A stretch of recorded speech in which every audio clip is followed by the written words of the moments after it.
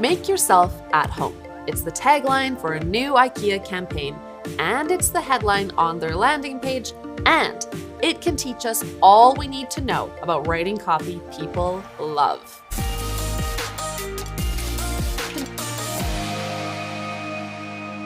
So the problem is, some of the world's highest converting copy never sees the light of day. It is sitting in a Google Doc somewhere, this insanely compelling, long-form sales page that uses the PAS framework. It should be generating revenue on autopilot, but it's forgotten on a digital shelf.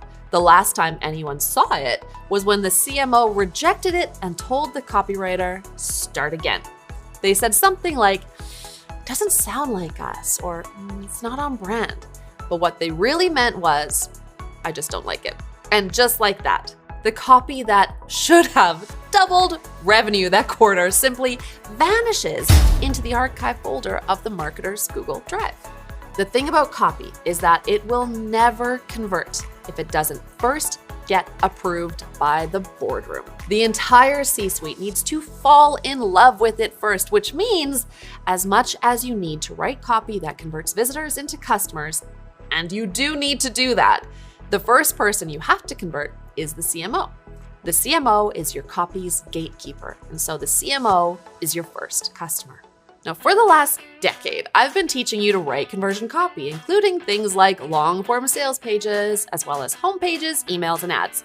I first introduced conversion copy back in 2011 when I wrote a series of ebooks to help technical founders at startups, like the kinds of engineer types who were just all over Hacker News. Now, back then, in those ebooks, I taught startup founders how to write copy by applying repeatable processes and principles to copywriting, which most people think is all about art and creativity. That was the beginning of conversion copywriting, which is based on principles like these. Instead of wondering what to write, you should always use data, including but not limited to qualitative voice of customer data, to drive your message. You should never start with a blank page. Always start with a conversion framework like that PAS framework I mentioned earlier.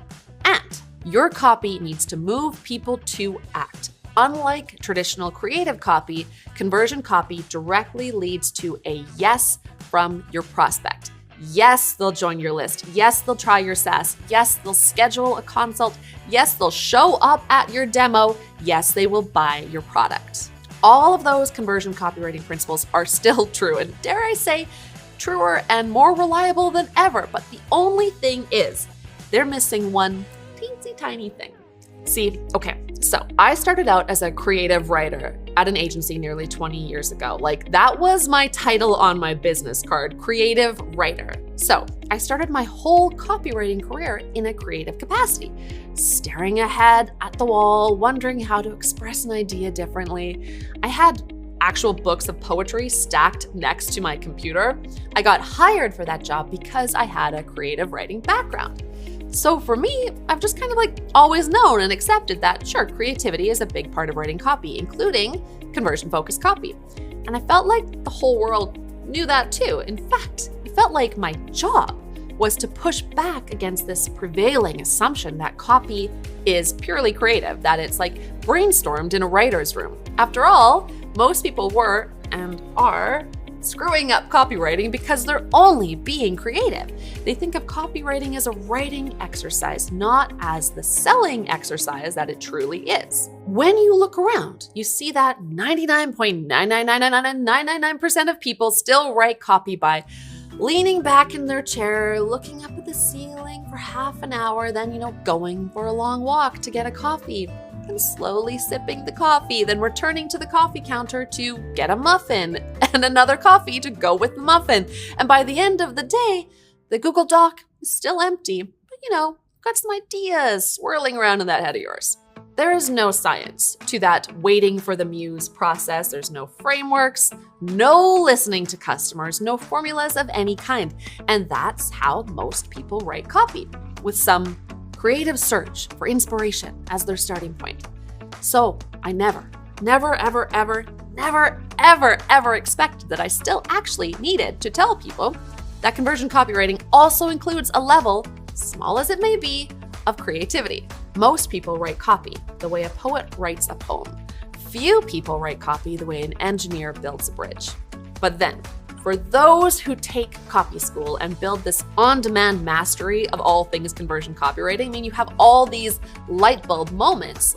In swoops conversion copywriting, replacing guesswork with repeatable approaches, and you forget that, oh yeah, as amazing as the principles of conversion copywriting are, as amazing as the science of it can be, and as much as science and process get rid of all that guesswork that used to fill up your days, kill your confidence, and make you spend too much money on muffins and coffee you didn't even want in the first place, you still need your copy to sound good. There still is a creative element to conversion copywriting. So this is how to write copy CMOs love, so they approve your copy to go out into the world. These are the sessions that will teach you how to make your clients and boss, team, and spouse, and kids fall in love with your copy and think you are a genius. But here is the thing. Creativity is only going to make a small appearance in your conversion copy. Creative copywriting will not take over your entire page, ad, or email. Not even close. In fact, creativity belongs in just two places in your copy. The first is in the big idea that shapes what you're writing about. This is like, the concept for a campaign. And the second, the one we're going to focus on because you can and should use it immediately, the second is your headlines, and that includes your crossheads too. And just to make sure that we're speaking the same language, here's what a headline is on a page, and here's what a crosshead is. Okay, so when it comes to the words on the screen, the only place you can be creative is in your headline and crossheads. That's it. The rest of the page is all about conversion copywriting. The frameworks, the formulas, the science, the math, the logic, the persuasion, problems and cures, motion and voice, all of that incredibly high converting stuff that we teach throughout copy school. But the headline is where you win over the people reviewing your copy. You are going to start writing creative headlines to win over the CMO. Let me repeat that. You will write creative headlines to win over the CMO, who is your first customer and the gatekeeper between your copy and the whole world. Now, you're probably going, cool, Joe, teach me how.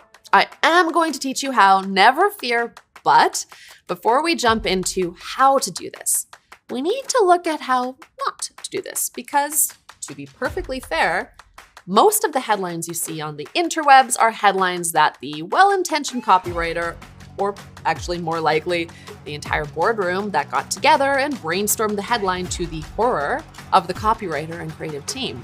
Most of those headlines you see on the internet are headlines that whoever wrote them thought were creative, engaging headlines. Those 4-word and 6-word headlines you see everywhere, like this, and this, and this. What 4-word headlines get wrong is that they seek the ultimate in design, that is, simplicity and clarity, but they surrender that missing element that we all rarely talk about, which is feeling. People need to feel something. That first customer you are trying to win over, the CMO, needs to feel something. But that doesn't mean I'm talking about writing emotion-filled headlines. What that means is that you need your headline to make your first customer feel what they want to feel when they look at the copy for their product, their service, or their brand. Your clients or your team or both need to see the brand they want to work for in your copy. The CMO needs to see the brand that others will envy in your copy. That's the emotion we're trying to generate in them. Which means the job your headlines and crossheads are going to do is to make the CMO proud of the business by being proud of the copy. Of course, we all love to tell ourselves that the CMO wants us to write copy that converts. I mean, CMOs tell us that. That's why they hire us. They want landing page copy that converts visitors into leads. They want onboarding emails that convert trials into paying customers. They want e-commerce pages that convert visitors into customers. However, for the CMO, copy is not just doing that functional job. It's also doing a social job for them. Copy's job is to make them look good. That's it. Numbers will follow later. For now, the CMO wants to impress themselves and the CEO. So, if you're writing headlines that focus only on converting an unknown visitor, you're actually writing them for the wrong person. But wait, you might go, wait. Once the CMO approves the copy, it then needs to go out into the world and actually perform. After all, the CEO is going to want real revenue from the site, not just like a cute headline. So you, as a marketer or copywriter, you can't just write some creative headlines and get the copy approved and then have it totally tank in the real world. It's true. It's very, very true. So here is what we do. Counter to everything you may have heard about writing copy, you should not start by writing the headline. Start by writing a high converting page using everything I teach inside Copy School, and then go back and write headlines and crossheads that make the CMO feel proud using everything I teach in these creativity sessions. That's the order of operations. 1, write the page using conversion copywriting. 2, rewrite the headlines and crossheads so they're creative. Here is how to win over the CMO with creative headlines that won't turn off prospects. We are going to think of headlines as taglines, not headlines. This is how you get the 4-word and 6-word headline right. Not by keeping it just simple and clear, but by also putting a little smile on your reader's face. You want the CMO to read it and go, or, oh, cute, or, that's clever. And in that moment, your copy gets approved with that reaction and no other reaction. And never fear, clever headlines can still be clear. And once your copy is live, you can always run headline tests as well. But you've got to get that copy live first before you can ever run a test. So to write headlines and crossheads CMOs love, we actually aim to write taglines, not headlines. Yep, this is an exercise in tagline as headline. So think of taglines you might have seen or heard recently, like make yourself at home for IKEA and what's strong with me for Fitbit and Dollar Shave Club's shave time, shave money. What those taglines have in common will give us the formula we need to engineer equally creative headlines on our page. So now is the time to open the worksheet associated with this lesson. It looks like this. When you open that up, you'll probably be like, oh, this is easy. To which I say, you're welcome. And the tool is supposed to be the easy part. Using it right is the trick. The part where the tool makes you go, holy crap, I'm like a genius copywriter. That only happens when you do the work with me to show you how, of course. When you follow what I teach you, this worksheet will give us headline ideas that take us from something like this to something like this, or like this, or even this. These are taglines as headlines that are doing the exact same thing as IKEA's Make Yourself at Home. We reverse engineer them so we can write our own. So let's start with this. What is Make Yourself at Home? What is it? It's an idiom, it's a cliche, a popular saying that IKEA's US and Canadian market knows. But the world is full of idioms. How does IKEA's creative team arrive at a tagline like Make Yourself at Home? Here is a simple way to start, in my experience, writing countless taglines as headlines. Think about the brand, product, service, or feature you want to sell. This is what you're going to write a headline for. Okay, now, in the worksheet, write down 3 individual words that express that brand, product, service, or feature. And if you need a little nudge, just find 1 word to answer each of these questions. What 1 word describes the category of the thing you're writing for? What 1 word describes the UX or experience of the thing you're writing for? And what 1 word describes the differentiator of the thing you're writing for? So for the IKEA brand, their words might be this. Then what typically happens is, the creative process kicks in and you sit around in a room staring at the walls while throwing out sayings that use those words, hoping to find some clever wordplay. We're going to do that, but we're going to do it copy hacker style, as in, we're going to find a smart shortcut. We will head to an idiom dictionary and let it do the brainstorming for us. This is what you'll see when you go to the idiom dictionary and you search a word like home, which is one of the 3 words we would use in this case. And that particular word brings up a lot of idioms. We've got room in the worksheet for 6.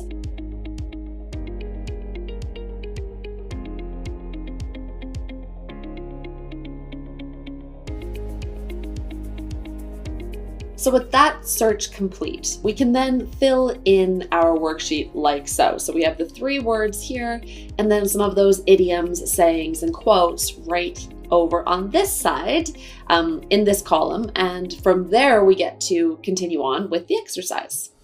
That's how you find a lot of ideas. The next step is to try those idioms in context. So the question we're trying to answer is, does this line work on multiple levels, making it a clever headline option that our CMO might fall in love with? But because we already know the answer for IKEA, let's sub in a different example. For this example, we'll try out headlines for packs, which is like Pinterest for business. It lets you organize your links and files for work in simple packs you can share with your team and clients. Here is my completed worksheet for the product packs.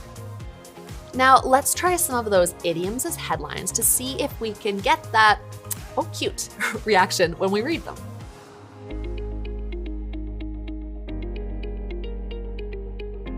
Let's try out a handful of those.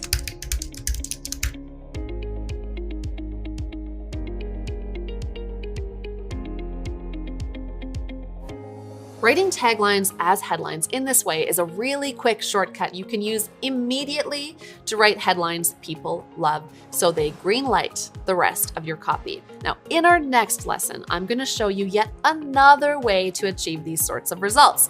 Until then, I'm Jo, reminding you that the customer is always right, and the first customer is your CMO.